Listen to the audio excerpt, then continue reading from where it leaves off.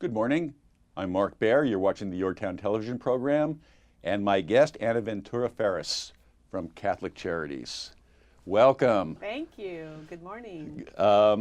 So, you're the new ED.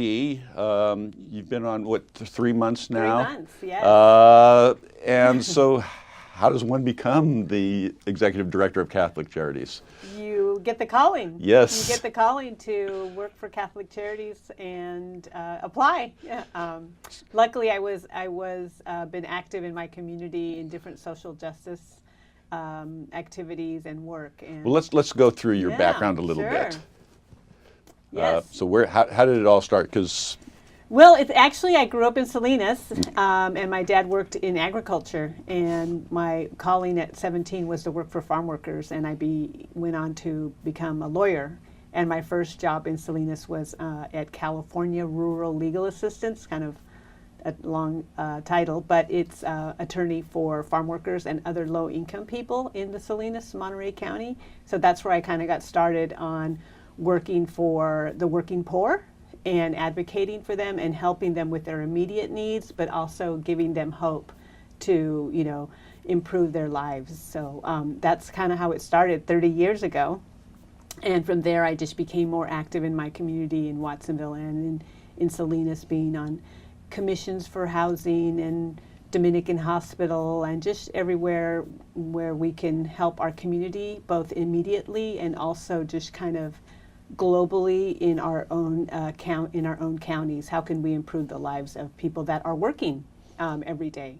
And Catholic Charities does so much, Yes. to help the poor. And let's talk about some of what goes on the Central Coast. Yes. That you do.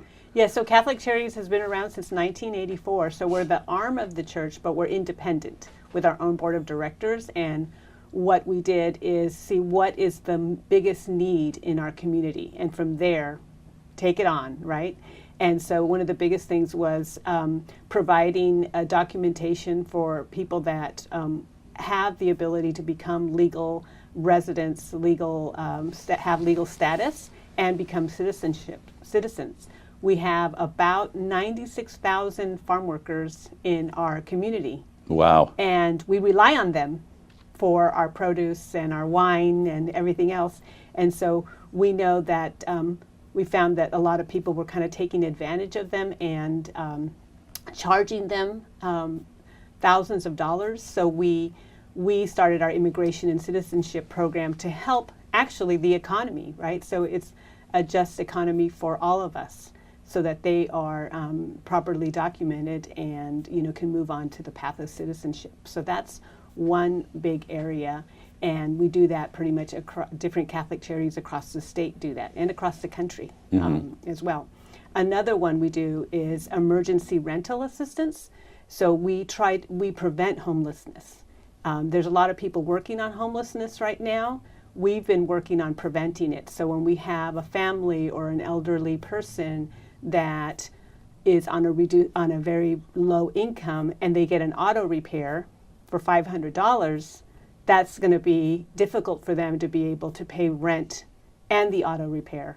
So they can come in and ask for assistance so they can stay in their own home, in their own apartment for those 30 days. We work with the landlord and they give them that 30-day. We give them some financial assistance, whether it be $300 or $500, to stabilize themselves either as a single person, as an elderly person, or a family, so that they can stay in their home and have stability and continue working and being in their home. So what's your jurisdiction, and how do you, where do you offer your services?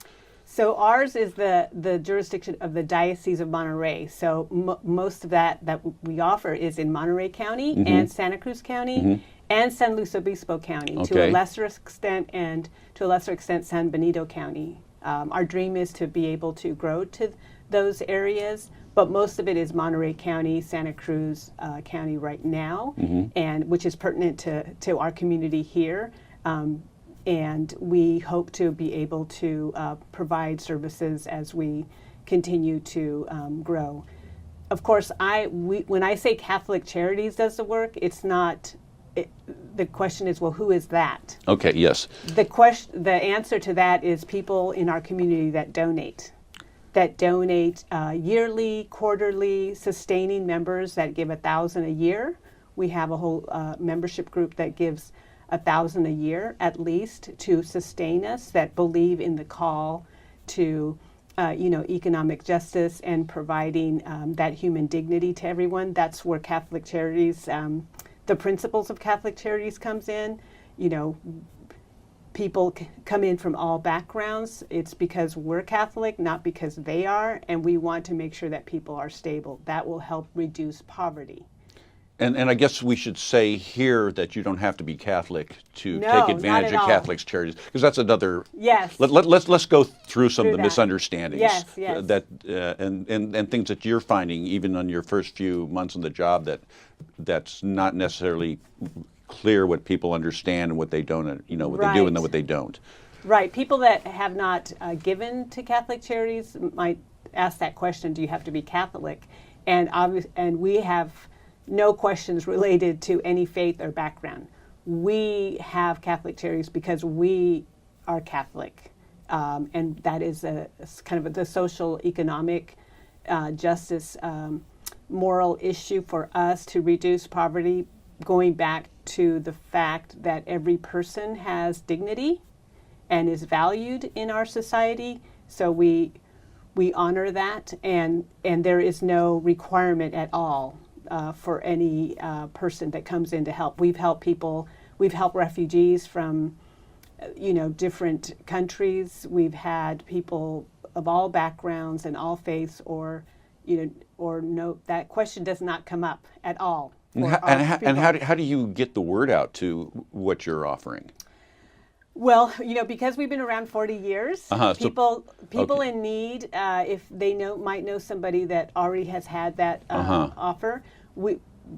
Our offices are in Salinas, Watsonville, and in San Luis Obispo, and we also have our office here in Seaside for people in the kind of the peninsula area. And so through news, through shows like this, through social media, so Facebook, and we have our website, and we're able to just continue that word. We have so many people in need right now for emergency rental assistance, so it's actually what we need is more help with contributions, because we help about 20% of the people that walk in the door for emergency rental assistance right now in the winter. Okay, so let's do two things. Right now I'm going to, as we're talking, I'm going to have your website up so people can see it. And what's the call to action for the community? Because I know that you want money, but there's things that people can do besides money. And I'm going to let you expound on that a bit. Okay. Well, I mean, in the big picture is, supporting and being active in your community to help reduce poverty in our counties. And whatever we were talking earlier about our callings, and, what the question to ask is, what can I do with the talents that I have, right? So if you do have money to give to a nonprofit or to Catholic Charities nonprofit where we provide that direct assistance to people in need, every dollar helps.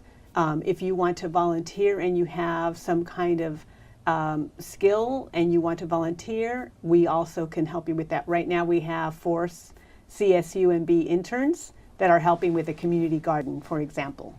So we have those 2 different ways. If you want to partner with us, if you are a company or other nonprofit and want to partner with us on one of our services that we provide, we're really open to that as well. Yesterday I had someone from an interfaith come to visit and get a tour of Catholic Charities. They wanted to give gift baskets to people that are coming in for rental assistance. That's a new idea, of how can we help people, just especially during the winter when incomes are reduced. Driving over from Santa Cruz today, I already saw people working in the artichokes and people working in the Brussels sprouts. The harvest is ending, so the income's going to be reduced. We're out there working at 7 in the morning. So wow. It's about how can we just help people stabilize? They're important people. And that's, I guess, the main mission for us, is that every person's important. And they actually are contributing here, for our society. So how can we lift them up a little to help them, improve, be self-sufficient, and stabilize for, we're all here together. Let's talk a little bit about who is the poor now. I mean, what are, people have conceptions about what things are, or who the people are, but there's a whole group of people now that need help that people might not imagine. Right, right. I think now, there's always been poor people.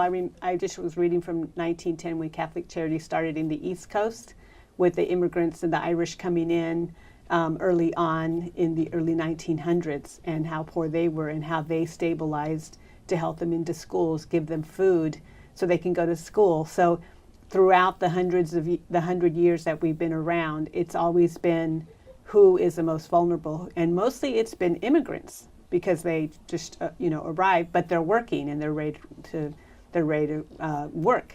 But I think the poor, it's a spectrum of people, and I think sometimes we think, oh, it's just them. But my first week at Catholic Charities, I had a woman came in, a white lady about maybe 65, and she said she was homeless, and she said, I can't pay rent. I could never pay the rent here. I'm not even going to try to do that. All I need is a tarp. Wow. Do you have a tarp? Could you help me find a tarp? And that was my first week at Catholic Charities. Wow. And I said to myself, I do not have a tarp, but let me call St. Vincent de Paul, the store, to see if they have a tarp. And I called them and they said, yes, we have a tarp. So I wrote on my little card to St. Vincent de Paul, can you please give this lady a tarp? And I looked at her and I said, how about some shoes? And she says, that would be very nice to have shoes. And she didn't even ask for shoes. To me, it was humbling that I was able to experience that with her. She taught me a lot that week, because, we kind of live in a bubble of, there's a little there's affluence here in this area, but there's a lot of people just struggling day to day. I don't know if that's definitely not an exception. There's a lot of homeless people, but there's also a lot of people just struggling. There's more people just struggling to get by on a month-to-month basis. So if we can help them. Wow. Yeah. Our radius of compassion, it's, how do you kind of, we are in an affluent area. The problems are often invisible. Right. We drive by them, we don't see them, they're swept away. And how do you part of your mission is to get people to feel, and people to, to help the other and to identify with the other. I don't know that we even identify. And they are us, yes. But for the grace of God go we, so often. Right, and it reminds me of Father Boyle from Homeboy Industries in Los Angeles, who helps a lot of gang members get out of that life. And if you've ever wanted to read a book called that deals with transforming your life and how you don't want to be in that position, you don't want to be in a gang, you don't want to be very poor, you don't want to have domestic violence in your family. I think he talks about how to help people get out of that life because they want that opportunity, right? But just I think how we could identify is we've all had struggles in our life, right? Some kind of struggle. So if we could tap into that struggle and see that every person has that struggle, but some people have had just numerous struggles and started off in a tough situation and then just have had a series of struggles. It's like saying it's like realizing that 80% of women in jail have had childhood trauma.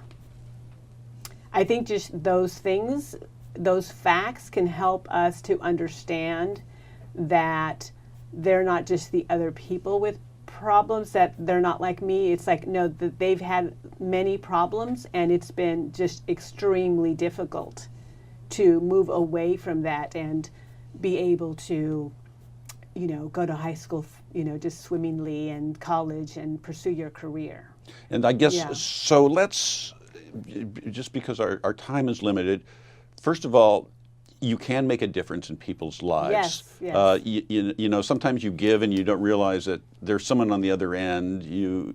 Right. A little bit is a big change for an Exactly. individual on the other end. Exactly. And that's why It's impactful. it's very impactful. And, we can give, data and information on how that impact, how your dollar, whether it's $10 or $1,000, can have an impact in a family. So we've had, last year, we had 2,000 cases of helping people through legal immigration, 2,300 legal immigration cases. So these are people that qualify, and we've helped 500 people stay in their homes and not be homeless. We've had people learn about, be able to apply for CalFresh so that they can have food for their family, so they can go to school and to go to work. This all helps us. This helps everyone. And that's why being able to donate, especially this time of year, either to go to our website or just call me and come and visit our office here in Seaside to see what we do. Mm-hmm. We would appreciate. I would love that. Yeah, let's say that again, just so if that slipped by. Come see what you do. Yes, yes. See where you can help. Make it Yes. real. Yes, spend an hour Yes. with us, a half an hour. I'm here at the Seaside office, 922 Hillby. Go to our website to see all our programs. But the most important is, if you have that compassion and you want to know where to give your money that you have, that you've been blessed with, and you want to be able to share that, it's the best feeling in the world. There's so much going on. There's food insecurity. There's immigration insecurity. There's teen homelessness. There's plagues of drugs. There's just the hard business of living here. Right. So it's just wherever you fit in, you can fit in, and you can make a big difference. Right, and if your heart is with keeping people in their homes, if your heart is with keeping families and individuals who are working, keeping them in their homes and helping them, you can give just for emergency rental assistance. If your heart is in legal immigration and legal citizenship, because the people we help qualify, we just provide a reduced fee. If your heart is in tattoo removal to help people have good jobs, then give to tattoo. Okay, so we've run out of time here. I'm Mark Baer. This is Anna Ventura Phares, the Executive Director of Catholic Charities. Let's say the website one more time. It's nice and long, but it's www.catholiccharitycentralcoast.org. CatholicCharityCentralCoast.org. Okay. Thank you so much. Thank you so you. much for what you do. Thank and you. It's important, isn't it? It's the best thing you can do is to give to help others. Give it to help others, give it to yourself. Yes. Give the You gift transform of your life. transform your life. Yes. Thank you. Thank you.